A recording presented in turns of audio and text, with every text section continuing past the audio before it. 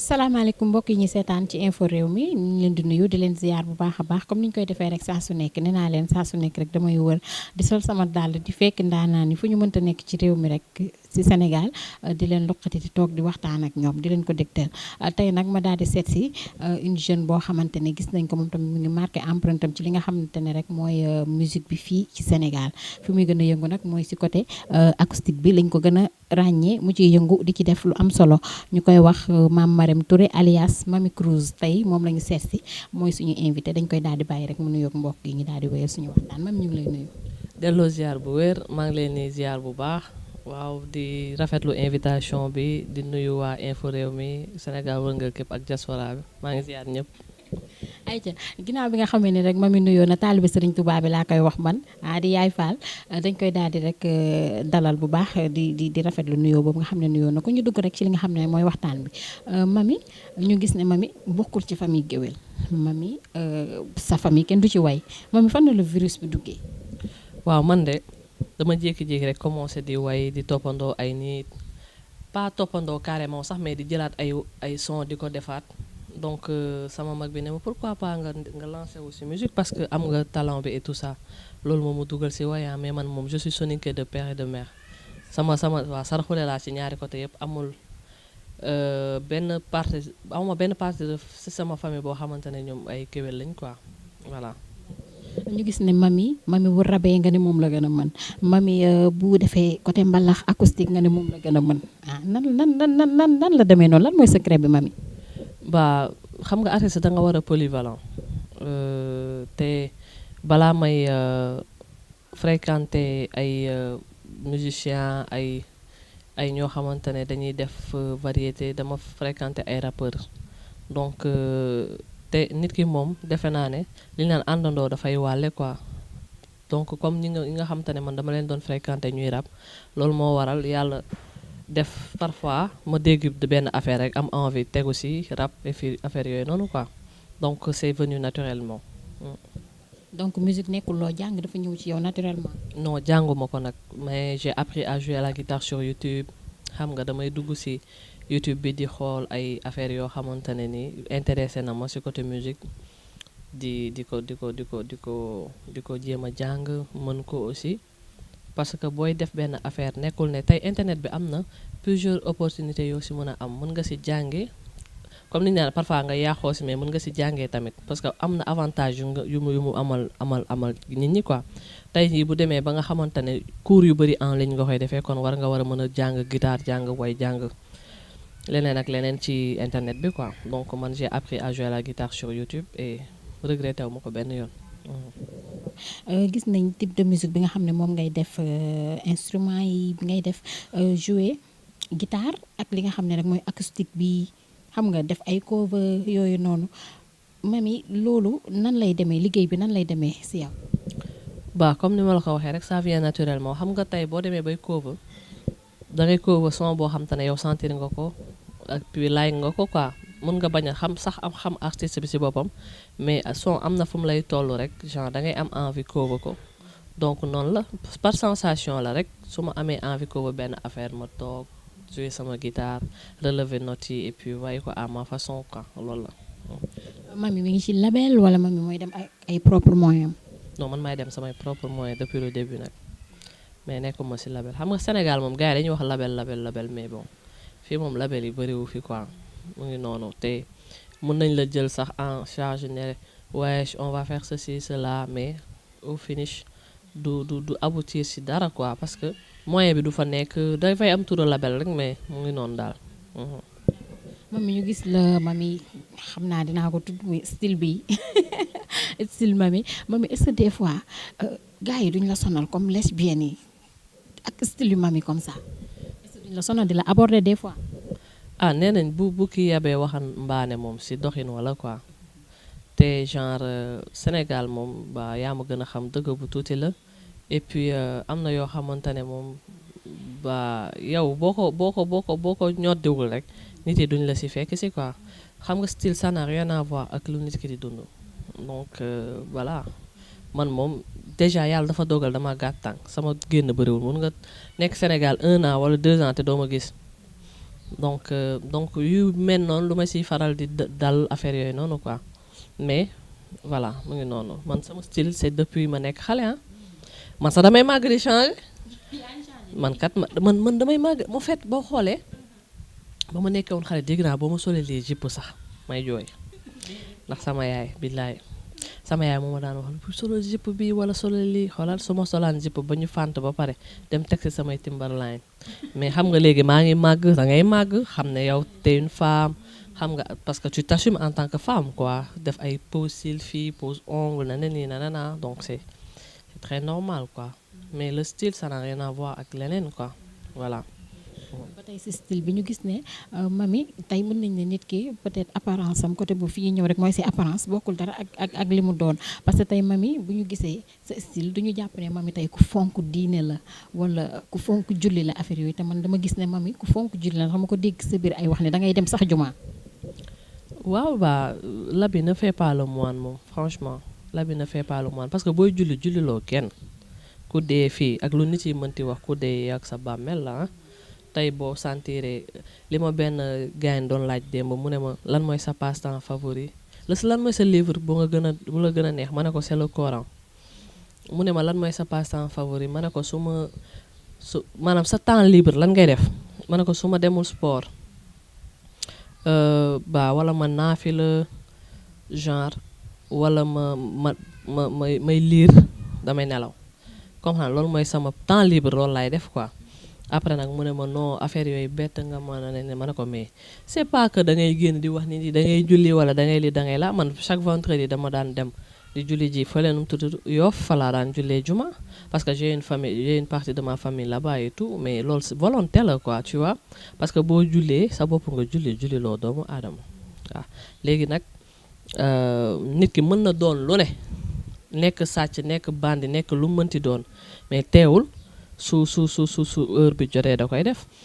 tey am na benn xisa bu ñuy wax benn gayen boo xamante ne saa yu jigéen deewee ci dëkk bi rek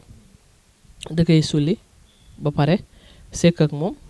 mais yàlla dafa dogal dafa fonkoon naafila te bi mu deewee loolu moo tax yàlla jégal ko ay baakaaram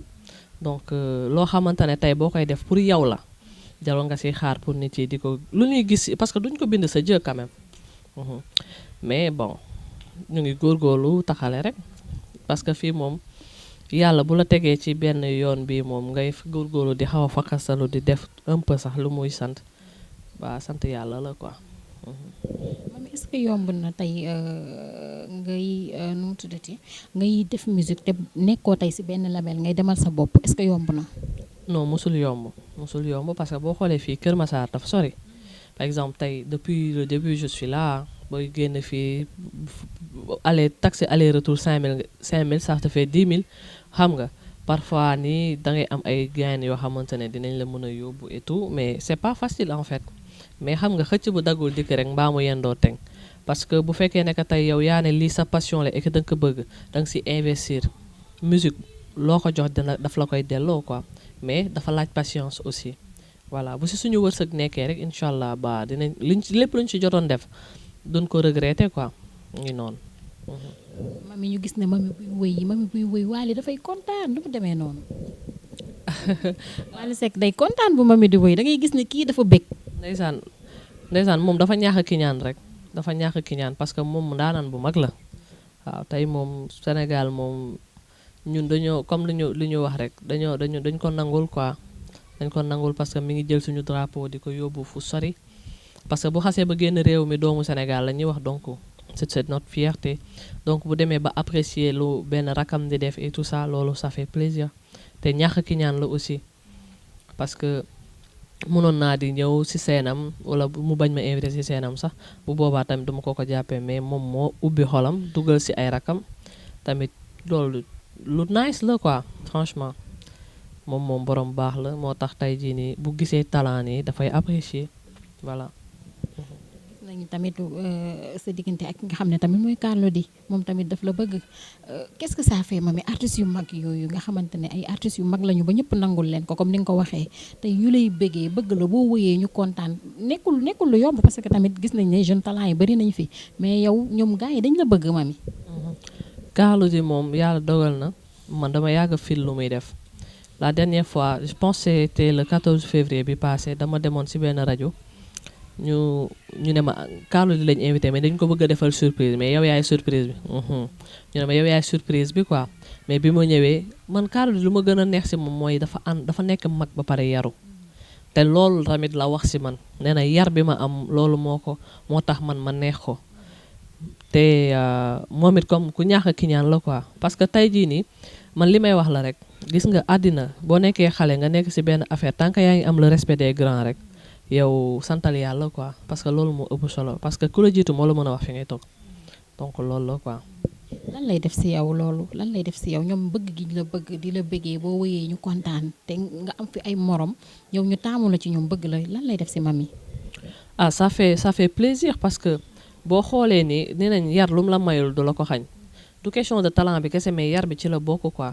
tey bu fekkee ne que da nga respecter say grands et tout ça ñoom tamit loolu rek lañ la mën a delloo parce que nit ki mën a way mais boo reewee wala nga bew duñ la faale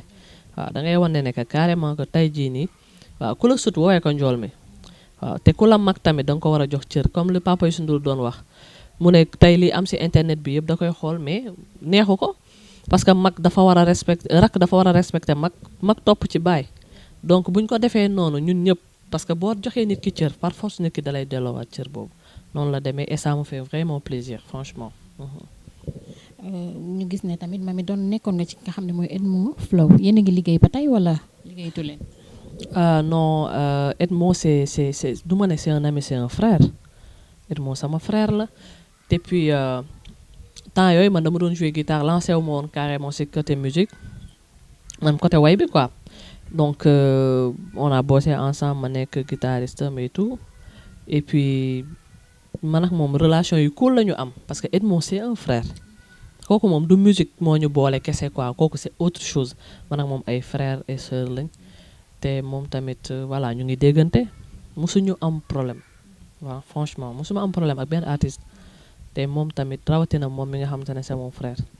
su ma ko woowoon léegi nii xam nga moom bañ na ko du jaar sax sama tur koko la may woowee donc moom tamit c'est mon grand et je l'estime beaucoup quoi. artistes yu jigéen ñi ak Mamy lan mooy seen relation. artistes yu jigéen ñi ba aw ma kii nu mu tudd si aw ma xaaj ak seen ak benn artiste xam naa si ay artistes yu jigéen waaye xam naa ay artistes yu jigéen yu bari te ay gaañ lañ parce que man damaa mën a mbalak man da ngay ñëw fekk da ngay ñëw sax di ñàngal ma firi dugganteeg yow man aw ma problème boobu déjà yaa ngi ñëw nii fekk fi benn star sama kër mu rey la ak ay reetaan waaw mu ngi noonu loolu lañ sekka man ak gars yi moom ñun ñëpp ay gaañ lañ franchement parce que man dama gis ne ñoo bokk ndey bokk bàyyi quoi ku nekk da nga am sa talent et puis nga koy fësal c'est ça voilà. ban artiste moo lay daaneel dëgg Mamy. man Waly non Waly du question de dara moom physiquement Waly moo am cas dafa am cas quoi xam nga artiste da nga war a am benn caay-caay bu nekk si yow Waly dafa am loolu daf ko téye macha allah moom dafay woy parfois billaahi wallahi taalaahi yàlla moo tax may wax Waly c'est un frère quoi tey jii nii man du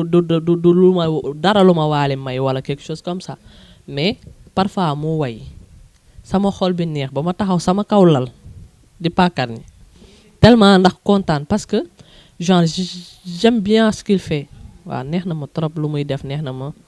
xam nga à part ça yaa Yoro Ndiaye mi nga xam te ne c'est mon idole man j'écoute man mélomane laa quoi damay déglu Yoro bu baax te dama mos a rêvé toog ak moom ba yàlla dogal ko démb rek déjà ñoo nekkoon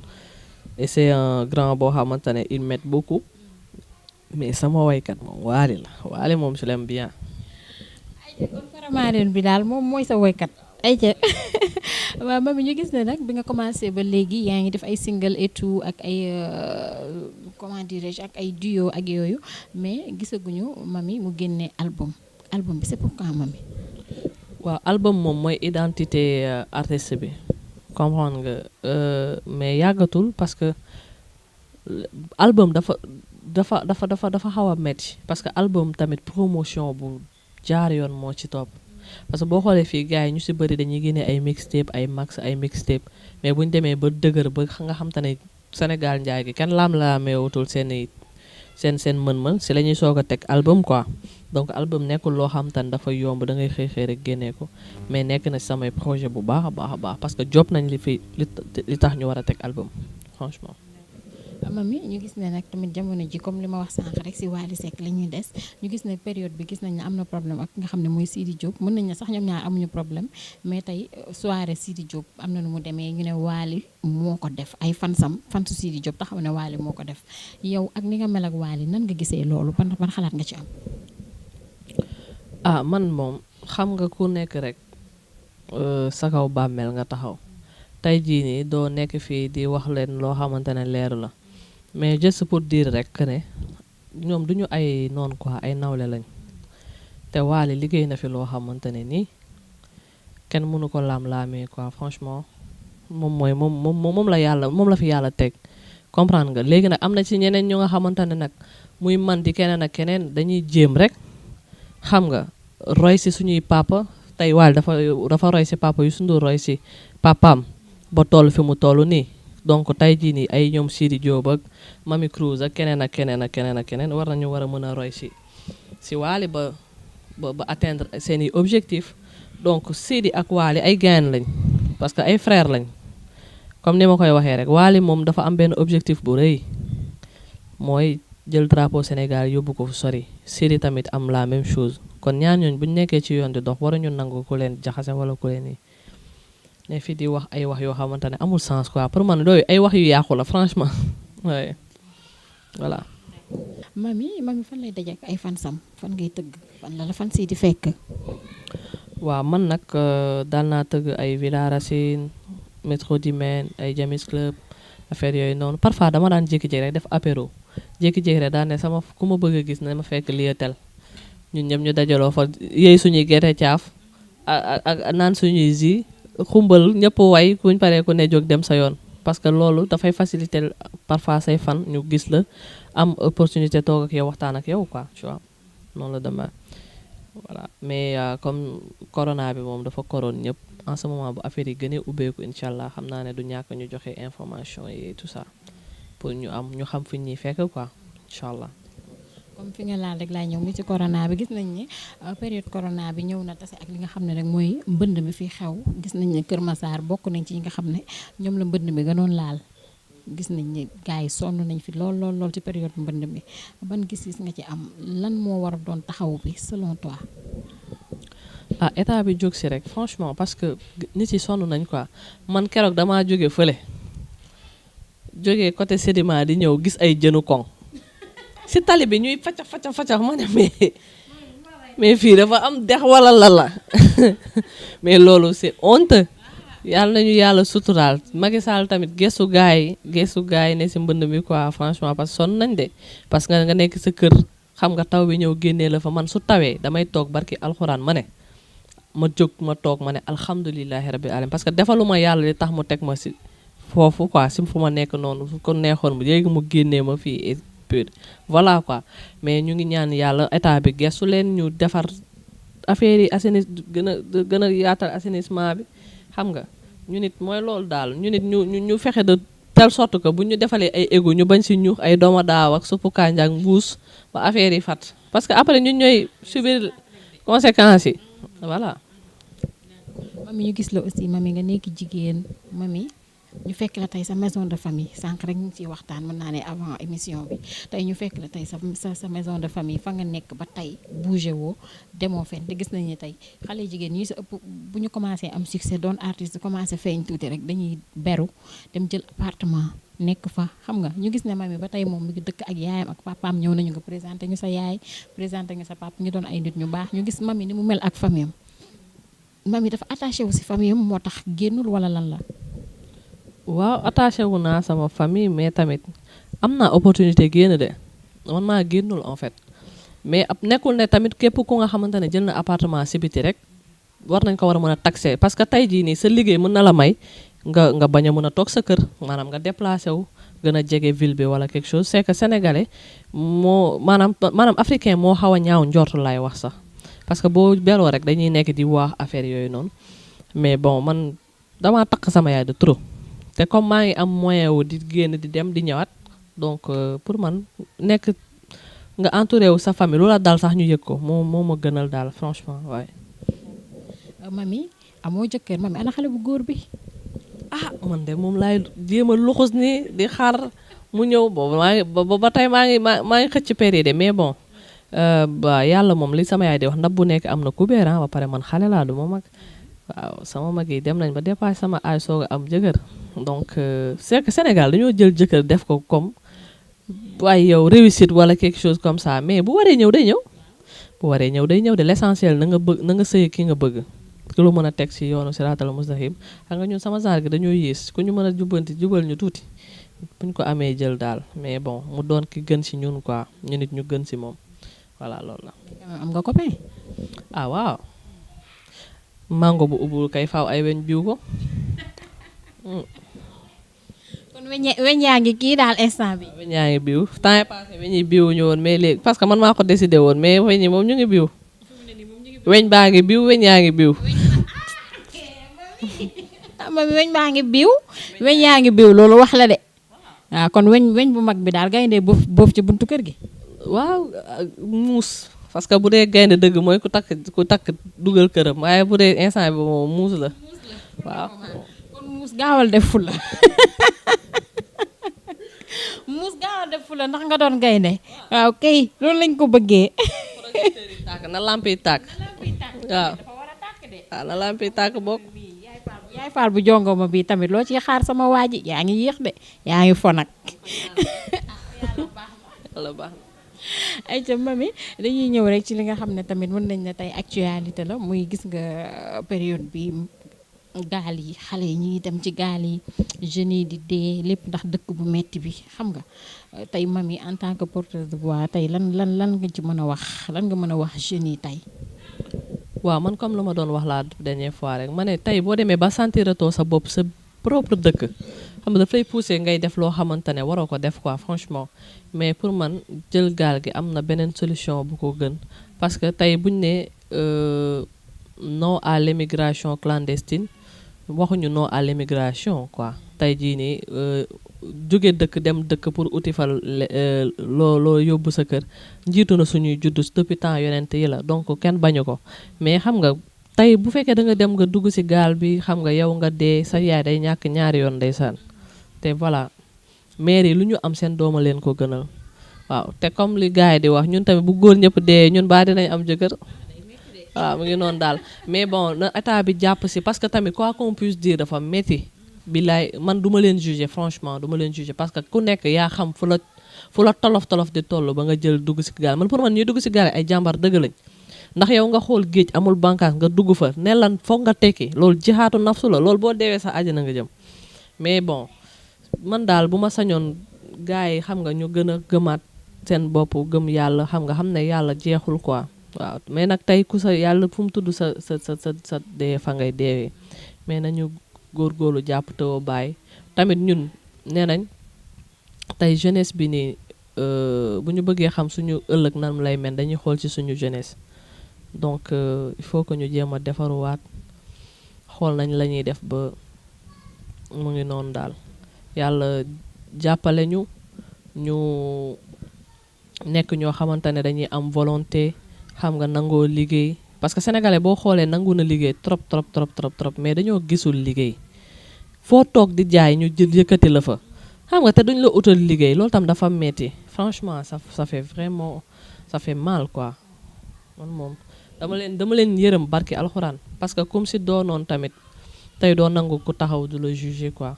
franchement. Mamy bu ñu jógee foofu rek si li ñuy ñëw rek mooy dañu gis ne Mamy bu ñu la gisee nii dañu yaakaar ne Mamy dafa metti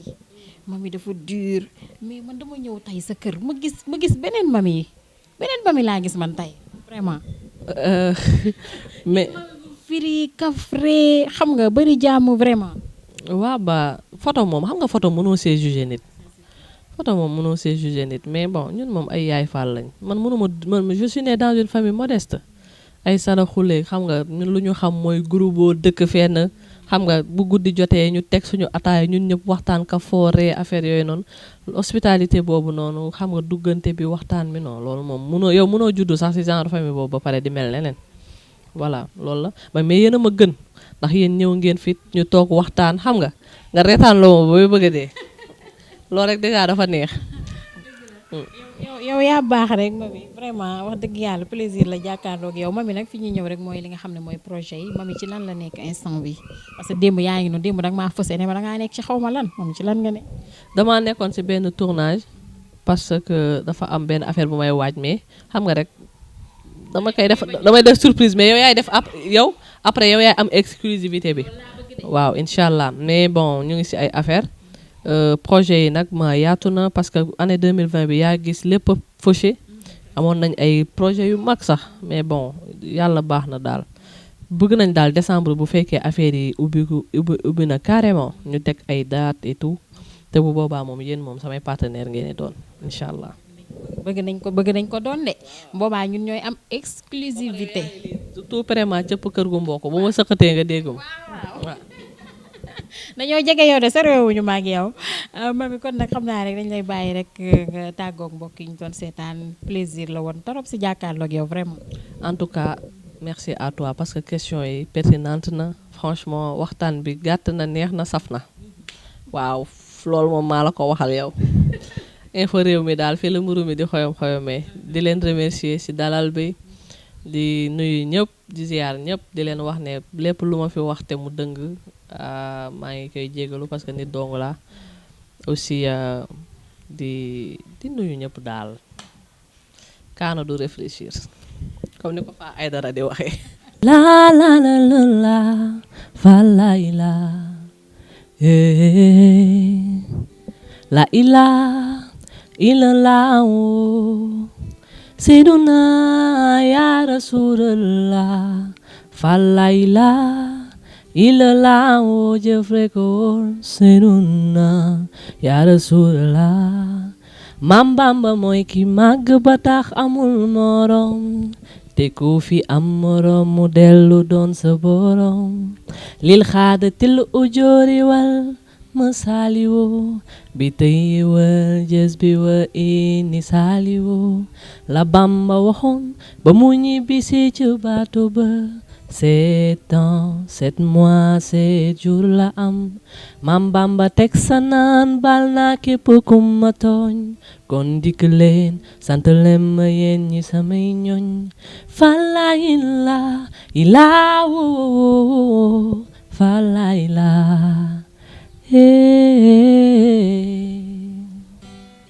yes sir Chirou Fall moo di lamp Fall Maam Chirou Fall da boy Maam Sey